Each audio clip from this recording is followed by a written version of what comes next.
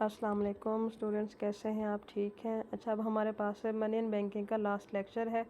इसका सिलेबस थोड़ा सा था लेकिन हमने कंप्लीट ही कवर कर लिया है। मतलब हमारे सिलेबस में आ जाती हैं दो तीन चीज़ें, क्वांटिटी थ्योरी ऑफ मनी और वो कैश बैलेंस अप्रोच, और इसके अलावा वो मनी के टाइप्स। लेकिन हमने इसमें मज़ीद भी बाकी चीज़ें भी पढ़ी हैं, क्योंकि बाज़ औक़ात ऐसा भी होता है कि जो टॉपिक की हेडिंग का नाम लिखा होता है तो स्टूडेंट समझता है कि इसके अंदर सिर्फ हमने एक चीज़ करनी है, जबकि उसके अंदर बाकी काफ़ी सारी चीज़ें करनी होती हैं। तो आपने ये तीनों लेक्चर पूरे ही पढ़ने हैं, पूरे पढ़ने हैं और अच्छे तरीके से इनको पढ़ना है। तो कोशिश यही की गई है इनको बेसिक और सिंपल रखा जाए, लेकिन आपने इनको याद भी करना है और समझना भी है इनको। तो मनी की थ्योरीज हमने पढ़ ली, अब हम आते हैं बैंकिंग सेक्टर की तरफ। तो बैंक बेसिकली क्या होता है? बैंक एक फाइनेंशियल इंस्टीट्यूशन होता है जो कि फाइनेंशियल बिजनेसेस को देखता है। यानी इसका मेन काम क्या होता है? इसका मेन काम ये होता है कि लोगों से पैसे लेना, डिपॉजिट करना और फिर लोगों को लोन देना। डिपॉजिट एंड लोन, ये दो काम, ये सबसे बड़े दो मेन फंक्शन होते हैं बैंक के।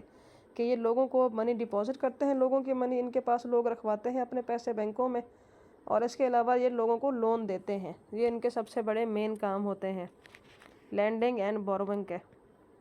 ठीक है। और इसमें बैंकिंग सिस्टम में ये होता है कि आप अपनी जो फंड है या पैसे हैं वो एक बंदे को दूसरे बंदे को ट्रांसफ़र भी कर सकते हैं। तो ये एक फाइनेंशियल इंस्टीट्यूशन होता है जो मुख्तलिफ सर्विसेज देता है, जैसे लोन प्रोवाइड करना, फाइनेंशियल प्लानिंग करना, क्रेडिट कार्ड्स प्रोवाइड करना। ठीक है। और एक पर्सन और दूसरी ऑर्गेनाइजेशन के दरमियान इंटरमीडियरी यानी दरमियान का बंदा बन जाते हैं, ब्रोकर बन जाते हैं अक्सर बैंक। आपने कोई गाड़ी ख़रीदनी है, कोई घर ख़रीदना है, किसी से कोई चीज़ परचेज़ करनी है, तो बैंक से आप लोन लेकर बैंक को साथ शामिल करके आप वो चीज़ परचेज़ करते हैं। तो टाइप्स ऑफ बैंक्स है, बैंक के डिफरेंट टाइप्स हैं। कमर्शियल बैंक्स हैं, इन्वेस्टमेंट बैंक्स हैं, रिटेल, ऑनलाइन, सेविंग्स। तो ये जो बैंक्स है ये इनके नाम की तरह ही हैं सारे, यानी इनकी जो डेफिनेशन है वो इनके नाम में ही छुपी हैं। जो कमर्शियल पर्पज़ के लिए होते हैं, मार्केटिंग के लिए, सेल एंड परचेज़ के लिए, लोन्स के लिए, तो ये होते हैं जो कमर्शियल बिजनेसेस को भी लोन देते हैं, यह है कमर्शियल बैंक्स। जो बैंक इन्वेस्टमेंट के लिए लोगों को लोन देते हैं और लोग उनके साथ मिलकर इन्वेस्टमेंट करते हैं, वो हो गए इन्वेस्टमेंट बैंक्स। जैसे ऑनलाइन बैंकिंग सिस्टम आ गया है कि ऑनलाइन बैंकिंग भी हो रही है। तो इसके अलावा जैसे सेविंग बैंक है कि लोग सेविंग बैंक के सर्टिफिकेट ख़रीदते हैं, अपने पैसे डिपॉजिट करते हैं और 3 महीने 6 महीने बाद वो उसके ऊपर प्रॉफिट लगना शुरू हो जाता है। एक करंट अकाउंट जो होता है ना, उसके ऊपर प्रॉफिट नहीं होता। डिमांड डिपॉजिट, करंट अकाउंट, इनके ऊपर कोई प्रॉफिट नहीं होता, क्योंकि वो है आपके करंट, आप जब चाहें उसको डिमांड करके पैसे निकाल सकते हैं। जबकि जो सेविंग अकाउंट होते हैं ये आपके होता है टाइम बाउंड। आपका जब वो स्पेसिफिक टाइम पूरा हो सकता है तभी आप उसमें से पैसे निकाल सकते हैं, अदरवाइज़ नहीं निकाल सकते। तो जब वो 3 6 या साल के आपके वो होते हैं अकाउंट, तो फिर उसके ऊपर एक प्रॉफिट लगना भी शुरू हो जाता है 2 3 4% तक। डेवलपमेंट बैंक्स हैं, जैसे वो बैंक के लिए के मुख्तलिफ बैंक जो हैं डेवलपमेंट स्कीम्स के लिए वो लोन भी देते हैं, गवर्नमेंट के साथ मिलकर भी काम करते हैं डेवलपमेंट स्कीम्स के ऊपर। सेंट्रल बैंक है, जैसे हमारा main central state bank of Pakistan है, इसके तो बहुत काम है कि ये नोट इशू करता है, बैंकों को रेगुलेट करता है। ये वॉच डॉग भी है, यानी हम जो IMF से लेन देन परचेज़ करते हैं वो सेंट्रल बैंक के थ्रू करते हैं, लोन्स वगैरह लेते हैं, दूसरी कंट्रीज़ के साथ हम वो करते हैं, बिजनेसेस बैंकिंग करते हैं, तो वो सेंट्रल बैंक के थ्रू होता है। तो इसमें कमर्शियल बैंक और डेवलपमेंट बैंक का छोटा सा डिफरेंस लिखा हुआ है, तो ये भी आपने पढ़ना है कि कमर्शियल बैंक का सबसे बड़ा मेन काम ही यही होता है कि प्रॉफिट कमाना है। कि किस तरह हम एक जगह से पैसे डिपॉजिट कर लेंगे, फिर हम उसको दूसरी जगह लोन दे के हम डबल वापस ले लेंगे। यानी अगर ऐसा है ना कि बैंक के पास अपने तो पैसे नहीं होते हैं, बैंक का सिस्टम इस तरह काम करता है कि एक इंडिविजुअल जाता है बैंक के पास अपने पैसे जमा कराने, तो उसमें से वो कुछ पैसे अपने पास रिजर्व रख लेते हैं। अब वो एक बंदा गया 1000 रुपये जमा कराने, तो वो 1000 रुपये उसके पास जमा कर लेंगे, उसमें से उसे कहेंगे कि आप हमारे पास जमा कराएं, हम आपको 1000 का 1100 देंगे। तो वो बंदे जमा कराने शुरू हो जाते हैं, उनके पास डिपॉजिट बहुत सारे लोग रखवाना शुरू कर देते हैं कि हमें 1000 का 1100 मिल जाएगा, 100 रुपये प्रॉफिट मिल जाएगा पैसे रखवाने पर। तो वह बैंक क्या करेंगे कि वो आपकी मनी को यूज़ करेंगे, उसमें से कुछ रिज़र्व रख लेंगे 5 6%, यानी 10 रुपये उसमें से रिज़र्व रख लेंगे, 100 रुपये रिज़र्व, 100 रुपये अपने रिज़र्व में रख लेंगे, बाकी जो है 900 वो आपका 900 रुपये है वो किसी को लोन दे देंगे या किसी बिज़नेस में लगा देंगे, और वहाँ से फिर उनको ज़्यादा पैसे वापस आते हैं, तो उसमें से वो बाकी अपने पास रखेंगे और 1100 आपको दे देंगे। तो बैंक को भी मुनाफा, आपको भी मुनाफा, ये होता है क्रेडिट क्रिएशन। यानी बैंक का जो सबसे बड़ा अहम काम है वो है क्रेडिट क्रिएट करना। तो वो क्रेडिट इसी तरह लैंडिंग और बोरोविंग से करते हैं कि लोग पैसे उनके पास डिपॉजिट कराते हैं, रखवाते हैं बैंकों में, उनमें से वो अपने पैसे थोड़े से रिजर्व रखते हैं, बाकी किसी बिज़नेस में लगा देते हैं या किसी को लोन पे दे देते हैं। फॉर एग्जांपल किसी को लोन पे दे दिया 1000 रुपया, और उससे फिर जब वो वापस लेते हैं तो वो 1300 वापस लेते हैं कि हमें 1200 या 1300 वापस करना है आपने। तो लोग ले लेते हैं, ज़ाहिर है उन्हें ज़रूरत होती है, तो सूद पर पैसे ले जाते हैं लोग। वापस वो 1300 जब वापस करेंगे तो वो 1100 उस बंदे को वापस करेंगे, 200 फिर उनको बच जाएगा बैंक को। तो बैंक को बेसिकली देखे 300 बच गया बैंक के पास, मतलब उन्होंने अपना पैसा भी नहीं लगाया, और पैसा डिपॉजिट कराने वाले को 1000 का 1100 मिल गया, जिसको ज़रूरत थी उसको लोन भी मिल गया था अपना काम करने के लिए, और बैंक को लोन वापस भी मिल गया। तो बैंक को 1000 रुपये में से उसने 100 रुपये पहले अपने रिज़र्व में रख लिया था, और उसके बाद 200 उसको मज़ीद बच गया, वो 1200 वाला। तो इस तरह क्रेडिट क्रिएट होता है। तो कमर्शियल बैंक इसलिए हाई इंटरेस्ट रेट लगाते हैं ताकि जब कोई बंदा उनके साथ इन्वेस्टमेंट करे या फिर कोई चीज़ परचेज़ करे या उनके साथ या वो किसी को लोन दें तो उनको ज़्यादा प्रॉफिट आए। इनका इंटरेस्ट रेट ज़्यादा होता है। जबकि जो डेवलपमेंट बैंक्स हैं ज़्यादातर ये नेशनल डेवलपमेंट प्रोजेक्ट्स पे काम करते हैं, जैसे कोई इंफ्रास्ट्रक्चर बनाना हो या कोई तालीमी इदारे का काम हो या इस तरह से। तो जैसे बहुत सारे लोग बैंकों में जमा कराते हैं फ़ीसें, तो ये जो बैंक्स होते हैं इनका गवर्नमेंट के साथ काम होता है कि गवर्नमेंट के इकोनॉमिक डेवलपमेंट के प्रोजेक्ट्स पे काम करते हैं। तो ये लॉन्ग टर्म के लोन्स भी देते हैं, क्रेडिट क्रिएट नहीं होता इनके पास। तो क्रेडिट, क्योंकि ज़ाहिर है इनका वो सिस्टम नहीं होता कि अभी लोग हमारे पास पैसे डिपॉजिट कराएं फिर हम लैंडिंग करें तो फिर हमें पैसे बचें, तो इस तरह इनका सिस्टम नहीं होता। ज़्यादातर ये इकोनॉमिक प्रोजेक्ट्स पे काम करते हैं, तो इनका इंटरेस्ट रेट भी कम होता है ताकि ज़्यादा से ज़्यादा लोग इन्वेस्ट करें। और यही कमर्शियल बैंक के जो हमने यही डिस्कस किया है, यही इसके रोल होते हैं कि लोग इनसे बॉन्ड्स के सेल एंड परचेज़ करते हैं, एसेट के सेल एंड परचेज़ करते हैं, इन्वेस्टमेंट करते हैं, करेंसीज परचेज़ करते हैं, और ये बैंकिंग वाले चेक इशू करते हैं, बैंक ड्राफ्ट इशू करते हैं, बहुत सारी फैसिलिटीज़ भी देते हैं कि आप घर बैठे बैठे आप पैसे किसी को भी भेज सकते हैं, कुछ भी चीज़ आप बैंक के थ्रू परचेज़ कर सकते हैं, घर ले सकते हैं, गाड़ी ले सकते हैं, तालीमी अखराजात पूरे कर सकते हैं। तो ये बहुत सारी फैसिलिटीज़ देते हैं।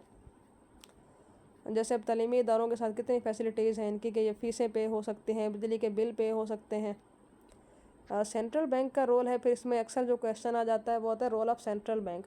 सेंट्रल बैंक जो है इसको lender of the last resort कहा जाता है अक्सर, यानी कहते हैं डूबते को तिनके का सहारा। जब भी गवर्नमेंट के ऊपर कोई मुसीबत आती है तो वो सेंट्रल बैंक की तरफ भागते हैं। सेंट्रल बैंक पूरा एक इकोनॉमिक, आप कह सकते हैं कि जो पूरी इकोनॉमिक एक्टिविटी है उसका इसको ये वॉच करता है, उसका ये सुपरवाइज़र समझ लें कि ये सारे बैंकों को रेगुलेट करता है, कमर्शियल हो या डेवलपमेंट जो भी बैंक्स हों उनको ये रेगुलेट करता है, उनके ऊपर पॉलिसीज़ बनाता है, उनको अमल भी करवाता है उसके ऊपर, ठीक है। तो इसके अलावा ये गवर्नमेंट को लोन देता है। इसके पास जो सारे जो गवर्नमेंट गोल्ड रखवाती है, रिज़र्व रखवाती है या फॉरेन करेंसी रिज़र्व में आती है, तो ये सेंट्रल बैंक में रखवाए जाते हैं। इसलिए कस्टोडियन ऑफ इंटरनेशनल करेंसी होता है, यहाँ से इंटरनेशनल करेंसी भी एक्सचेंज हो सकती है।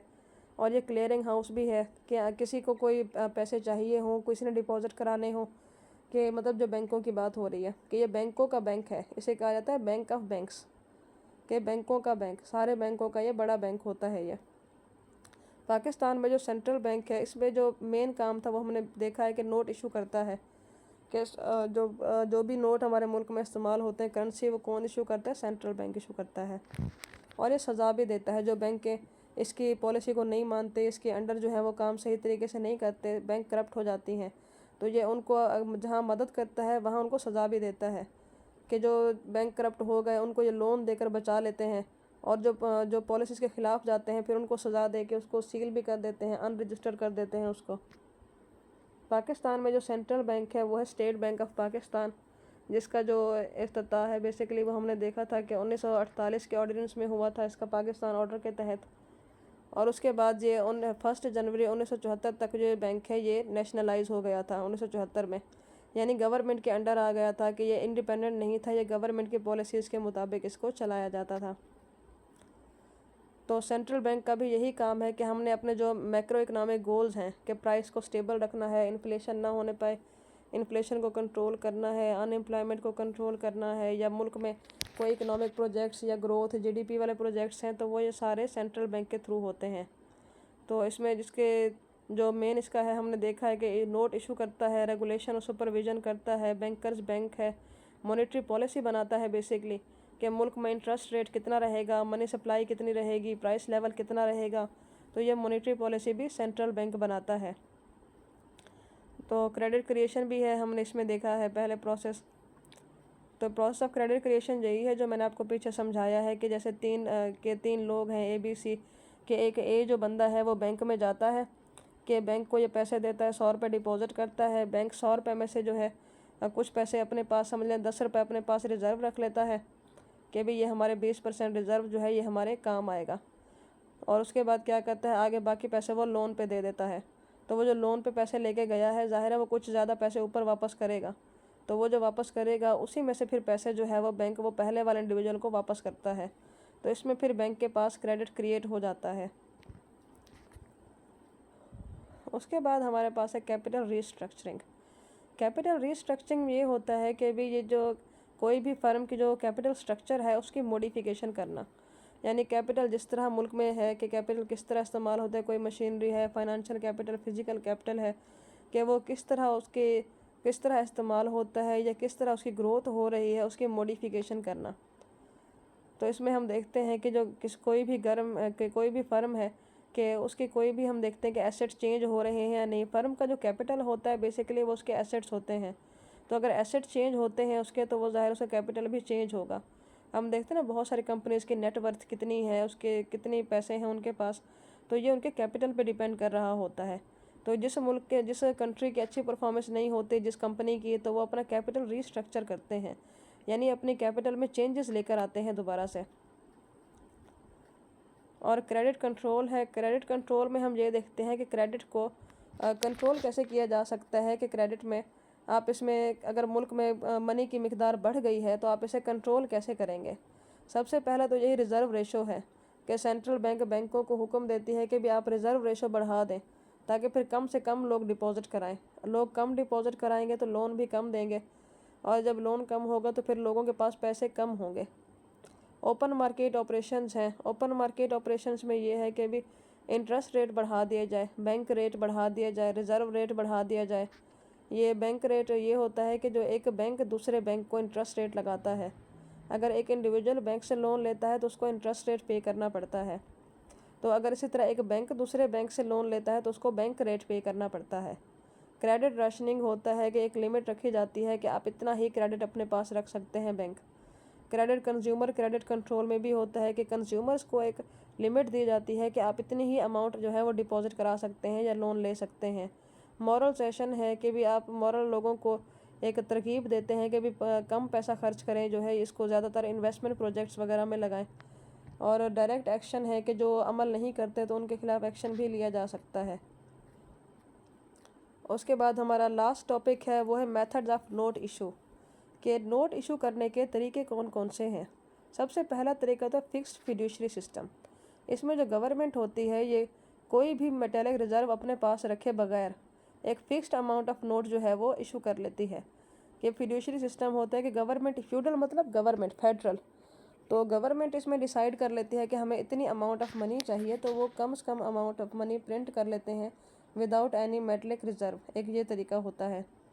दूसरा तरीका ये होता है प्रोपोर्शनल रिजर्व सिस्टम, कि आप उतना पूरा रिज़र्व रखें जितना आप उसमें मनी निकाल रहे हैं। कि अप्रॉक्सीमेटली जो रिज़र्व प्रोपोर्शन है वो 30 to 40% होता है। कि फॉर एग्जांपल अगर एक सेंट्रल बैंक ने 100 रुपये नोट इशू करना है तो उसके पीछे 30 या 40 रुपये जितना गोल्ड अपने पास वो रखवाएगा। कि सेंट्रल बैंक में हमने देखा था ना कि प्रोपोर्शनल रिजर्व सिस्टम के तहत सेंट्रल बैंक नोट इशू करता है, तो उसका ये मेथड में इस तरह होता है कि वो अपने पास के 30 to 40% रिज़र्व रखते हैं गोल्ड या सिल्वर का, फिर उसके बाद उतनी ही मालियत का नोट इशू किया जाता है। और मिनिमम रिज़र्व सिस्टम में ये होता है कि एक फ़िक्स्ड अमाउंट ऑफ रिज़र्व देखा जाता है, उसमें तो 30 to 40% था, इसमें एक मिनिमम अमाउंट रखी जाती है कि इतना मिनिमम परसेंटेज के तहत हम इसमें जो है वो मनी अमाउंट इसमें प्रिंट कर सकते हैं। पाकिस्तान में जो सिस्टम है वो है प्रोपोर्शनल रिज़र्व सिस्टम। यानी पाकिस्तान में अगर मनी नोट इशू होते हैं, प्रिंट होते हैं, तो उसके बदले में 30 to 40% जो है वो कैश, फॉरेन करेंसी या गोल्ड सिल्वर गवर्नमेंट बैंक के पास रिज़र्व रखवाती है।